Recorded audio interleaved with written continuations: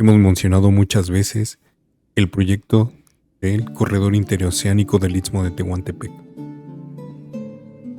Hemos visto cómo alrededor de este proyecto mucha gente, mucha comunidad se ha opuesto, se ha levantado para mostrar su desacuerdo, y también hemos visto cómo hay comunidades que están completamente a favor del proyecto.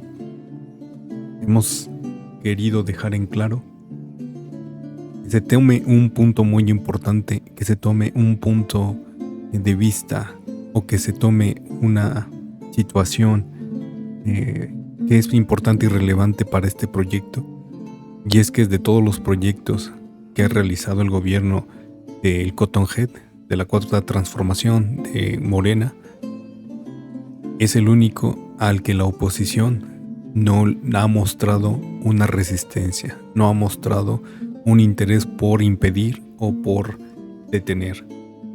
Por más que el Cotton Head salga a decir en las mañaneras que hay grupos de intereses creados alrededor de estos proyectos en el Istmo del Tehuantepec, no se documentan tanto, no ocurre que se presentan en la televisión ni en los medios de comunicación, y los mismos personajes políticos o partidos políticos no se manifiestan abiertamente contra el proyecto, como sí lo han hecho contra otros proyectos como el Tren Maya. Pero contra el corredor interoceánico tenemos este fenómeno de que no se manifiestan en contra. Por más que se insista en decir que las personas que están levantándose y alzando la voz en contra del proyecto están financiados por intereses particulares, no es cierto, porque este es un proyecto que ha buscado implementar la misma oposición cuando estuvo en el poder, que ha sido el deseo de priistas y panistas, de empresarios, de la oligarquía de llevar a cabo. Llevan décadas tratando de implementar estos proyectos de generar una alternativa al Canal de Panamá que interconecte los dos océanos, y con el gobierno del Cotton Head pues se está llevando a cabo. Es muy fácil analizarlo, simplemente a primera vista se nota que no hay una oposición real por parte de los políticos ni de los sectores empresariales o oligárquicos para que realmente se detenga. Ese es uno de los grandes focos rojos que tenemos que tomar en cuenta al empezar a analizar este proyecto. Ahora, posteriormente, nosotros aquí o en este canal hemos platicado mucho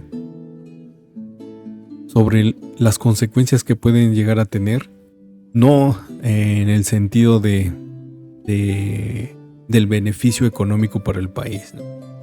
Si analizamos los proyectos, cualquier proyecto del país pues suena completamente romántico, suena completamente idealizado, suena completamente como algo perfecto y que de verdad se necesita. Lamentablemente en este país cualquier proyecto que involucre dinero, que involucre generación de riqueza, pues está al acecho y puede ser presa fácil de todas estas personas viciosas que buscan generar ganancias personales. Y entonces aquí entran otras problemáticas que han existido en México durante décadas, y estas pues son la violencia, el despojo, la manipulación, las amenazas, pues para hacerse de los territorios cercanos a estos proyectos y que generarán pues grandes ganancias. Todo proyecto federal, todo proyecto del gobierno tiene como resultado pues esta generación de riqueza, y que unos cuantos solamente serán los que sean los afortunados de poder recibir todos estos beneficios, ¿no? Siempre se considera o se dice que beneficiará a las comunidades, que beneficiará a los poblados, a los pueblos cercanos a los proyectos, pero en México la realidad es que ningún proyecto, tanto federal como privado, ha generado este verdadero desarrollo y riqueza para las comunidades.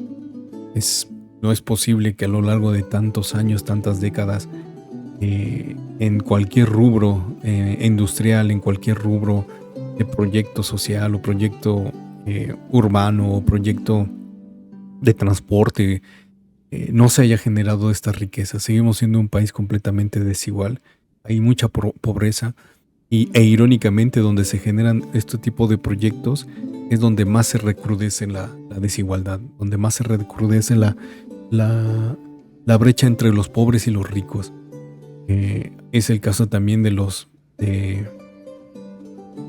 polos de desarrollo, donde llegan empresas internacionales y lo único que ocasionan es que exista esta desigualdad y esta desventaja entre las comunidades.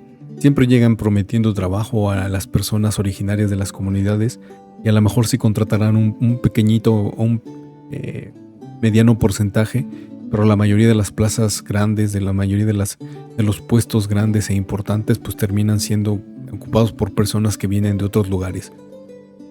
Pues y la excusa pues siempre será que pues la preparación, la experiencia, el conocimiento y toda esta situación.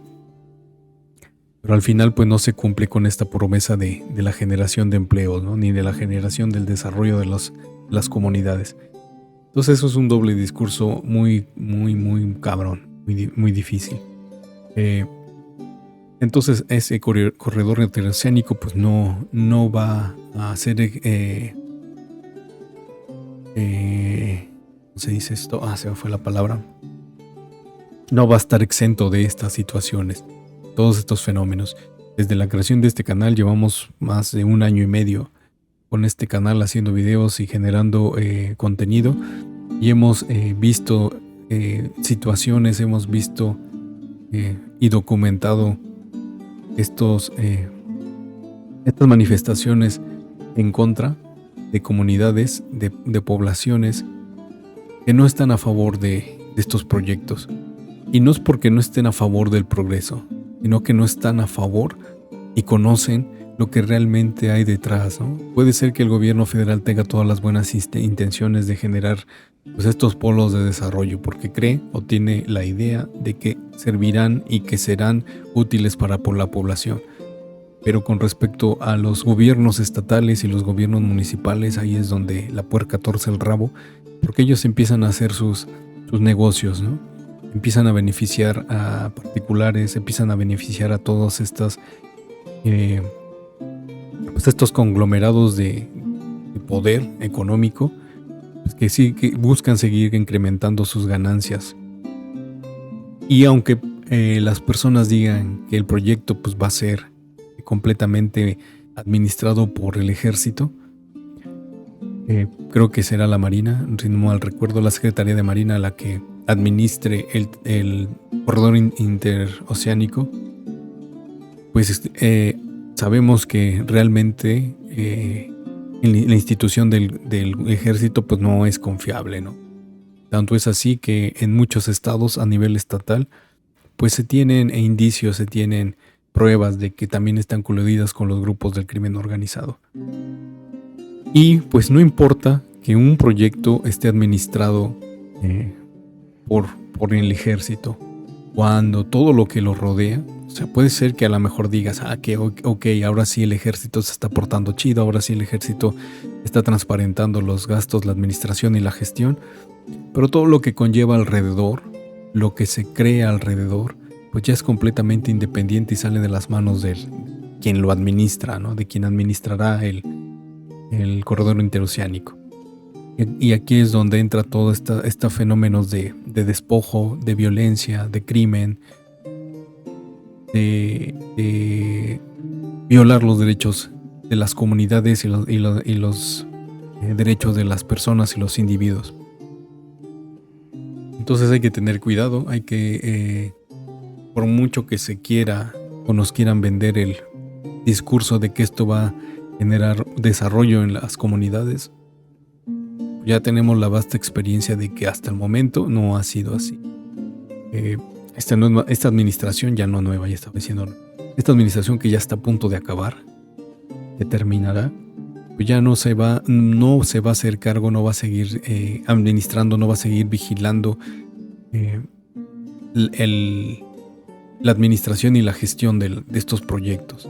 ya los terminaron, ya los dejaron y se van. Quienes vengan, no sabemos cómo va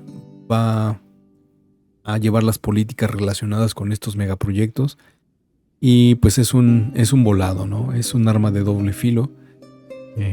Seguir con estas políticas de despojo, estas políticas de abuso, estas políticas de desigualdad que hay alrededor de los proyectos, o realmente llegará una administración que se preocupe pues por beneficiar a las comunidades, beneficiar a los pueblos, las poblaciones, a los individuos, y generar pues realmente este desarrollo que necesitan estas regiones.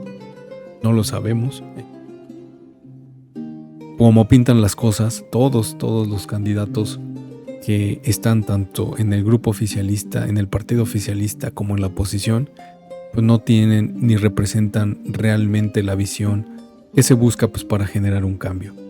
De hecho, las corcholatas del grupo del partido en el poder, pues completamente cada día que pasa van cayéndose las máscaras, mostrando su ambición y su anhelo de poder, esa enfermedad de poder que tienen, de conseguir simplemente la presidencia porque saben que la presidencia es poder, seguir beneficiándose ellos mismos y beneficiando a grupos, y pues están los que siempre han estado jodiendo al país. Estos grupos políticos que siempre han estado al amparo y arropados por los grupos de poder, las élites, y que perdieron el poder y quieren recuperarlo, perdieron un montón de privilegios y quieren recuperarlos porque saben lo que significa el poder, ¿no? Lo que es tener el poder. Pues el poder es un jugoso, un placentero y un de verdad excitante sentimiento. Entonces, pues no se vislumbra que realmente vaya a haber un cambio posterior a la administración del Cotton Head. En 1980 se anunció formalmente la implementación del Plan Alfa Omega, cuyo objetivo era desarrollar transporte de carga intermodal asociado a la expansión de un polo industrial de procesamiento de hidrocarburos, que, si bien no se concluyó totalmente, sí logró la penetración y concentración, la infraestructura de producción y transformación de hidrocarburos en la región. Varios años después surgió el Programa Integral de Desarrollo Económico para el Istmo de Tehuantepec, promovido en la administración de Ernesto Zedillo en 1996, que contemplaba 64 proyectos distribuidos en 11 paquetes que agrupaban al sector de la petroquímica y química, de la comercialización de petrolíferos, plantaciones forestales, agroindustria, pesca, industria maquiladora, desarrollo de explotación de minerales, desarrollo de infraestructura urbana, turística y de transporte. Pocos años más tarde, ya en el siglo XXI, este proyecto fue retomado y ampliado en el Plan Puebla-Panamá, que señalaba a este corredor interoceánico como uno de los proyectos prioritarios del mismo, y que siguió siendo central en los subsecuentes proyectos regionales con los que se retomó y avanzó en lo que contenía el mencionado Plan Puebla-Panamá. Nos referimos en específico a dos proyectos regionales. En primer lugar, en el 2008, se dio a conocer como Proyecto de Integración y Desarrollo de Mesoamérica, OPM, y que explícita en su acta constitucional el buscar ser un proyecto amplio que continúe y avance lo que dejó pendiente el Plan Puebla-Panamá. Conocido como Plan o Proyecto Mesoamérica, esta iniciativa abarca 10 países y sigue promoviendo proyectos regionales de integración comercial a través de agendas sectorizadas. El segundo proyecto regional es el de las Zonas Económicas Especiales, promovido por Copete de Chet desde 2016. Este proyecto, que se promocionaba como la solución a los problemas de la pobreza de los estados del sur y suroeste de México, impulsaba la creación de enclaves altamente especializados con una estructura legal que trajera la inversión extranjera y la llegada de eslabones de cadenas productivas que vienen y van hacia mercados ajenos al país. Este modelo de maquilización, promovido por el Banco Mundial desde la década de los 80 en países con fuerza de trabajo pauperizada, no logró concretarse en prácticamente ninguno de los estados en donde se promovió, y formalmente fueron canceladas en noviembre de 2019 con una publicación de decreto para abrogar las declaratorias de C, que habían sido emitidas para 7 de ellas. La ley federal de C sigue vigente pero sin ningún decreto de declaración al cual aplicarse. Posteriormente, las C son las zonas económicas especializadas, banda. Solo diciendo, así sin decirle. La Ley Federal de Zonas Económicas Especiales sigue vigente, pero sin ningún decreto de declaración al cual aplicarse. Posteriormente, el 30 de diciembre de 2019, se emitió otro decreto por el que se reforman, adicionan y derogan diversas disposiciones del Reglamento Interior de la Secretaría de Hacienda y Crédito Público. Este decreto precisa que los recursos humanos, materiales y financieros de la Autoridad Federal para el Desarrollo de las Zonas Económicas Especiales serán reasignados o, en su caso, donados al organismo público descentralizado denominado Corredor Interoceánico del Istmo de Tehuantepec, de conformidad con lo que determine la Secretaría de Hacienda y Crédito Público. Es lo que ocurre con los terrenos en las secciones federales de las zonas de economías especiales de Coatzacoalcos y Salina Cruz, que ahora pretenden ser usados para hacer un parque industrial en el caso de Coatzacoalcos y la construcción de un nuevo puerto del caso de Salinas Cruz, como lo veremos más adelante.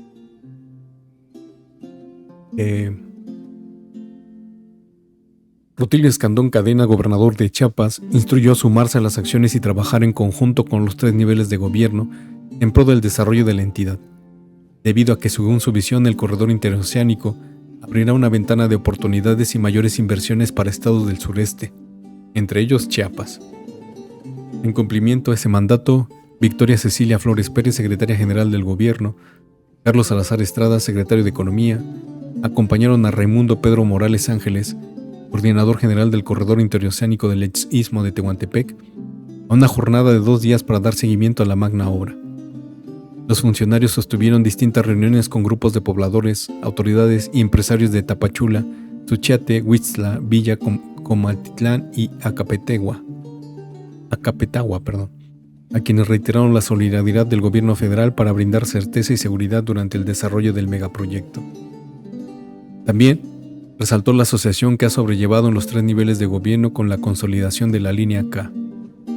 Durante la visita a esos municipios, autoridades ejidales se mostraron satisfechas por la oportunidad de progreso y bienestar, ya que se fortalecerá la economía, seguridad y el desarrollo en la región, por lo que manifestaron su agradecimiento por tener como objetivo para ellos el sureste. Las obras complementarias del corredor interoceánico contemplan 9 estaciones de pasajeros, 7 laderos, 2 estaciones de abastecimiento, 7 talleres, 4 patios, un centro único de control y despachos y 2 cocheras. El presidente Cotonjet resaltó que el corredor dará empleos y bienestar a la población en los 10 parques industriales instalados en toda la ruta. Detalló que los parques industriales, también denominados polos de desarrollo para el bienestar, tendrán facilidades en el acceso a fibra óptica, gas natural, agua potable y electricidad. En este sentido, Otros Mundos, Asociación Civil, señaló al corredor interoceánico como una obra que aumentará el despojo de los territorios y bienes comunales, así como la explotación petrolera, fracking, gasoductos, oleoductos y represas ubicadas en Chiapas, Puebla, Oaxaca y Veracruz. Además, la asociación afirmó que el extractivismo será voraz de todo tipo. Territorios, bienes comunes naturales y culturales, de mano de obra y todo aquello que pueda alimentar la cadena de valor, mientras las mercancías transitan de un puerto a otro despojando a los pueblos y absorbiendo todo a su paso. Por lo que enfatizó que el objetivo del megaproyecto se resume en prestar servicios administrativos puertarios en Coatzacoalcos, Veracruz y Salina Cruz, Oaxaca. La interconexión será por medio de un tren que mueva las mercancías, es decir, un organismo público descentralizado, con personalidad jurídica y patrimonio propio no sectorizado, y con oficinas en el Palacio Nacional de la Ciudad de México.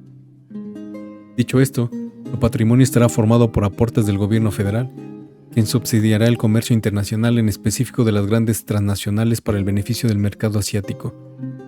Además, los 3 niveles de gobierno, todos los sectores, tipos, tamaños y empresas recursos naturales se pretenden vincular al corredor para integrarse en la cadena productiva y de valor en beneficio de este comercio.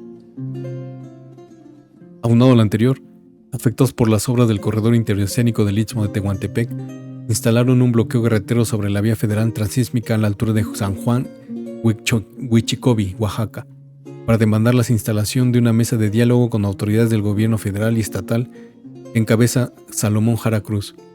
Esto ante la llegada de diplomáticos estadounidenses, entre ellos John Kerry y Ken Salazar. Con pancartas y una manta, pobladores de origen Mixe leyeron un documento en el cual manifestaron su inconformidad por las obras que se realizan en su comunidad. En dicho lugar señalaron hay afectación y falta de cumplimiento de acuerdos. Asimismo, dijeron que la rehabilitación de las vías férreas en el tramo Mogoñe Viejo, Vixidu, pretende reubicarlos de sus viviendas, con el pretexto que existe un derecho de vía, el cual no está estipulado en la Carta Magna, sino que el gobierno hace uso de un tratado de la época del Porfiriato. Sobre la visita de los diplomáticos, indicaron que corresponde a que el gobierno federal ha pactado con el gobierno de los Estados Unidos la construcción de 4 parques eólicos y de un gasoducto con inversión norteamericana.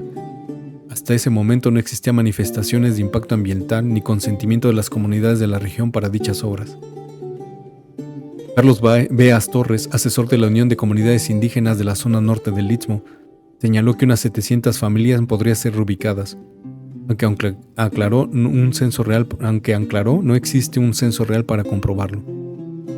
Por último, colonias de Salina Cruz, El Jordán, Tehuantepec, Rincón Viejo, Tolosita y Palomares en Matías Romeros serán reubicados de acuerdo con ese megaproyecto, que además de la rehabilitación de las vías férreas desde el punto de Salina Cruz, Oaxaca, hasta Coatzacoalcos, también contempla con la construcción de un rompeolas y 10 parques industriales que se instalarán en territorio oaxaqueño y veracruzano.